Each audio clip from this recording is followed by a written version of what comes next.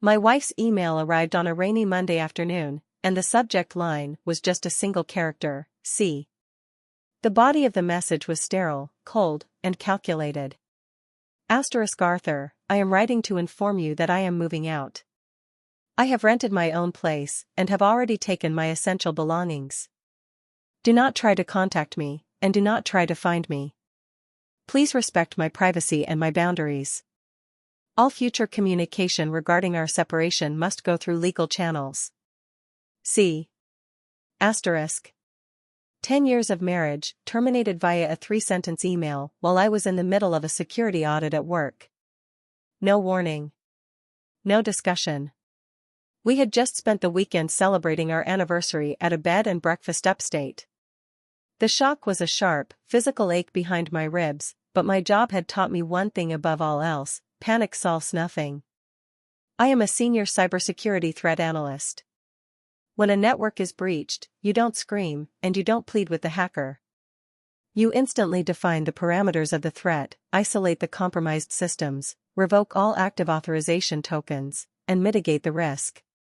Chloe had just declared herself a compromised system. She had unilaterally severed our partnership and demanded absolute isolation. Do not contact me. Respect my boundaries. All future communication through legal channels. Fine.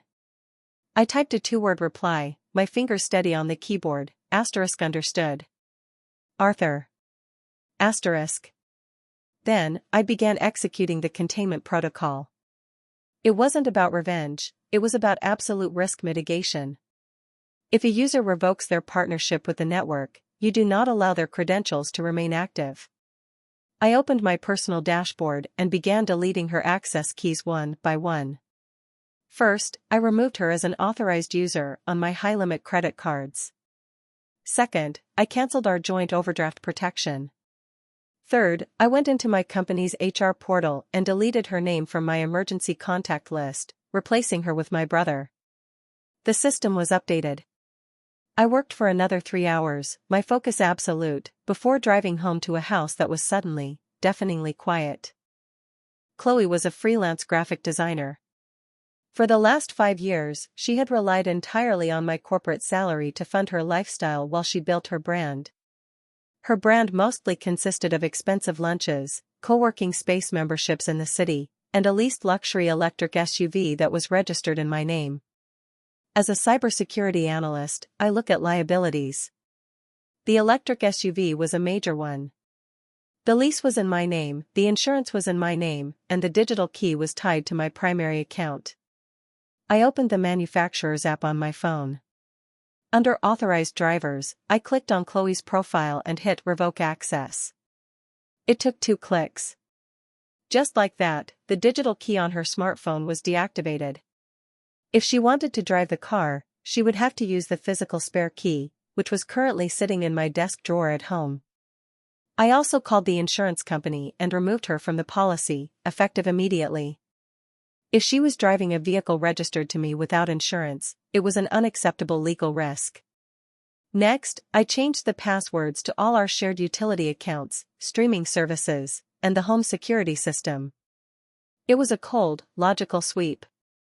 On Wednesday evening, 48 hours after her email, my phone rang. It was an unknown number. I let it go to voicemail. 2 minutes later, a text message arrived from the same number. It was Chloe, completely violating her own legal channel's only rule. Why is my card declined? I am at a dinner with clients and my credit card is not working. This is humiliating. Fix it now. I didn't reply. I took a screenshot of the text, saved it to a folder labeled Separation Logs, and went back to reading my security logs. An hour later, my video doorbell chimed. I opened the app and saw Chloe standing on my porch. She looked furious, her face flushed under the porch light. Standing a few feet behind her was Julian, a wealthy local real estate developer she had been doing consulting work for over the past year. I didn't open the door. I spoke through the intercom. Chloe. You requested that all communication be in writing or through legal channels. Please leave. Arthur, open the door, she yelled, glaring at the camera. My phone key won't open the car. I had to take an expensive rideshare here, and Julian had to pay for my dinner. Why did you block my cards? You informed me you were moving out and demanded no contact, I said, my voice perfectly level. Uninsured drivers and active credit lines on compromised partnerships are a security risk. Please contact your attorney. Good night. I turned off the intercom and watched them on the camera. Julian whispered something to her, looking embarrassed, and they walked back to his Mercedes. The first cascade of her new privacy had just begun. The next morning, the fallout became even more complicated. I was at my desk at work when HR called. It was Sarah, our department head. Arthur, hi. Do you have a moment? Her voice was unusually hesitant.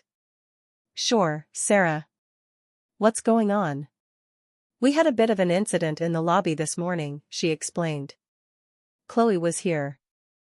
Apparently, she was trying to access the building to speak with you, but since she no longer has an active spouse badge in the system, security stopped her. She got verbal with the guards. She claimed she was still your emergency contact and demanded to be let up. She is not my emergency contact, I replied calmly. I updated my file on Monday. My brother is my contact. Yes, we saw that, Sarah said. But since she was making a scene, security called the police. She was escorted off the property and issued a formal trespass warning. She was shouting that you had locked her out of her own life. It was very public, Arthur. I see, I said. Thank you for the update, Sarah. I appreciate the security team's quick response. The reality of her choices was starting to crash down on Chloe. She wanted a clean, quiet exit where she could control the narrative, but her own actions had triggered a highly public scene at my workplace. An hour later, I received an email from her attorney. It was a formal demand letter. Mr. Vance, my client demands immediate access to the marital home to retrieve her personal property, including her clothing, art supplies, the vintage camera collection, and the custom oak study desk. We demand this occur this Saturday at 10 a.m. I forwarded the email to my lawyer, along with the security footage of her showing up at my house with Julian, and the police report from the incident at my office. My lawyer, a sharp woman named Eleanor, replied within 30 minutes. Arthur, she is entitled to her clothing and personal toiletries. She is not entitled to take shared assets like the camera collection or the furniture before a formal division of property. I will draft a response. I replied to her attorney, Chloe, you may retrieve your clothes and personal items this Saturday between 10 a.m. and 12 p.m. I will have a third-party witness present. No shared assets, including the vintage cameras or the oak desk, will be removed from the premises. Her response was a single line of text sent from her lawyer's email, we will be there. On Saturday morning, my coworker, Dave, came over to act as my third-party witness. Dave was a former military police officer, 6'2", quiet, and completely unbothered by drama. He sat in the living room with a clipboard, ready to document everything. At exactly 10 a.m., a large moving truck pulled up. Chloe got out, followed by her sister, Brenda, and Julian. Julian looked highly uncomfortable being there, but Chloe had a look of cold determination on her face. I opened the door before they could knock. Chloe. Brenda. Julian, you stay outside. Only family is permitted in the house. Julian looked relieved. Sure, man. I'll wait by the truck.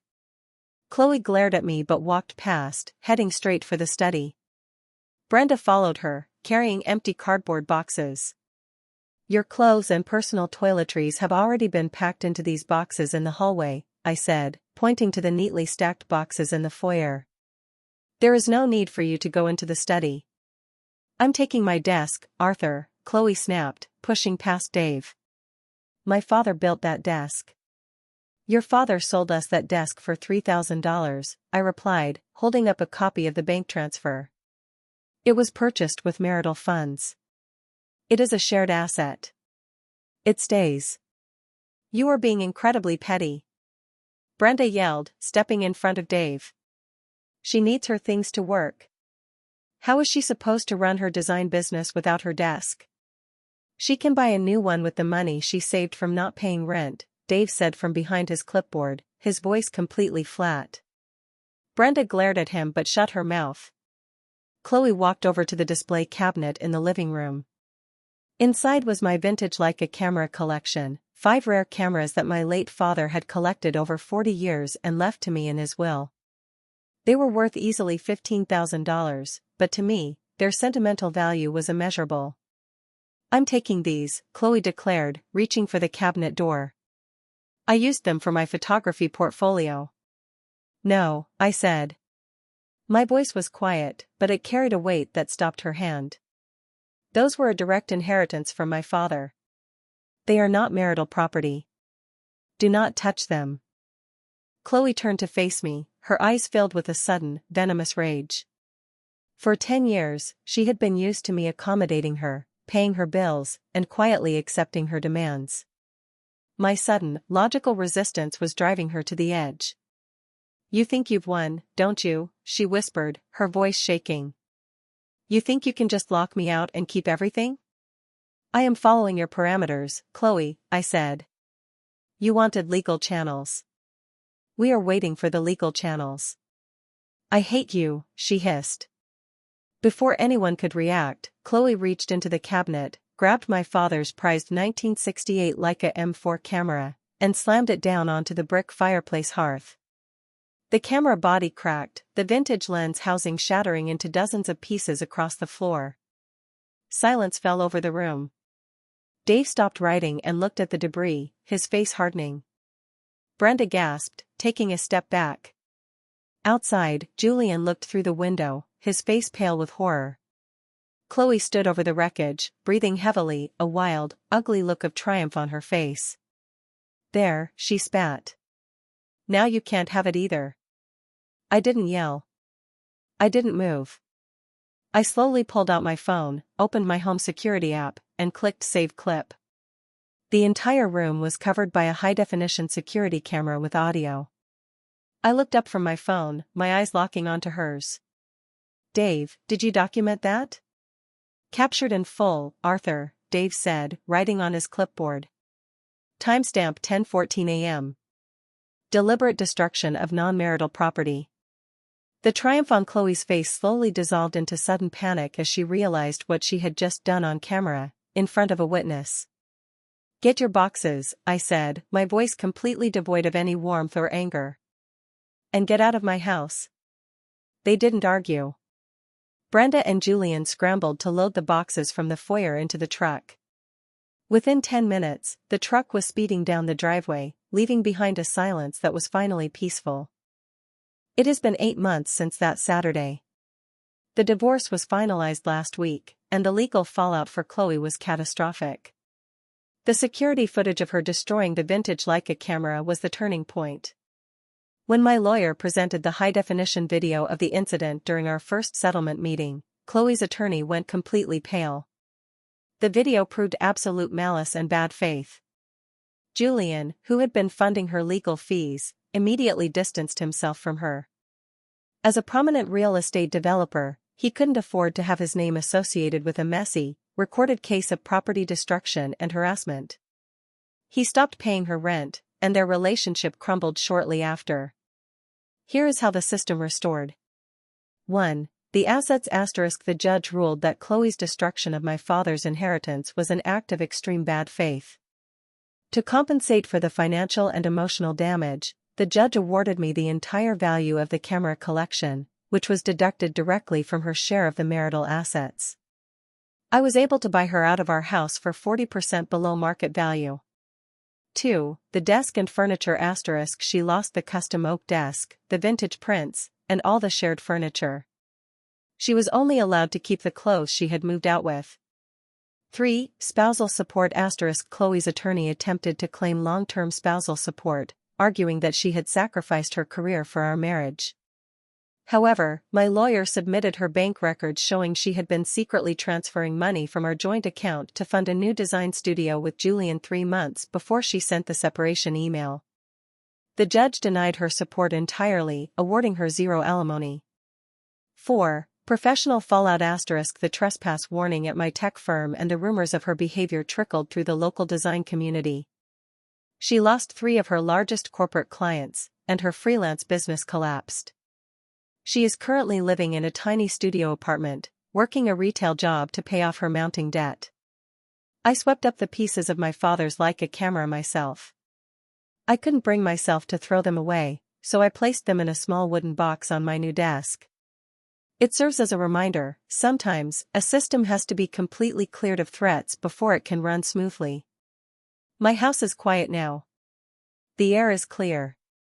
The threat has been fully mitigated, the variables have been resolved, and for the first time in a very long time, the system is perfectly stable.